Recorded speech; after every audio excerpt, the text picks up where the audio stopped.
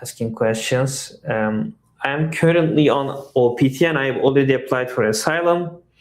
Next year I plan to apply for STEM OPT and I also plan to enter the H-1B lottery. I don't want to fall out of status. Does the fact that I applied for asylum create any risk that my STEM OPT or H-1B could be denied? So again, we just said this, if you use affirmative asylum's EAD, then you technically are deemed that you violated your underlying non-immigrant status. So you might not be able to extend your OPT or switch to H-1B.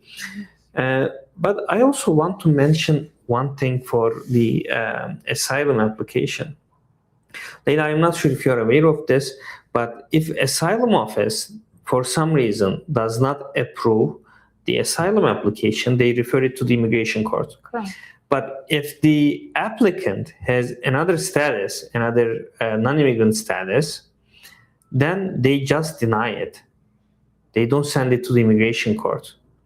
So this is, I think, an important distinction.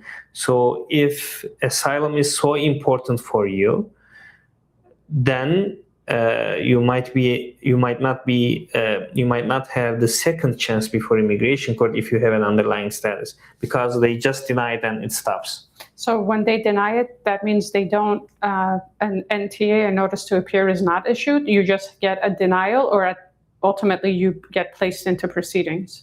So you are not be placed in removal proceedings because you have an underlying another non-immigrant status. Yes. Okay. So if they want to have a second chance to explain their asylum before immigration court, the only possibility that they should not have any non-immigrant status. I think it's important to know that.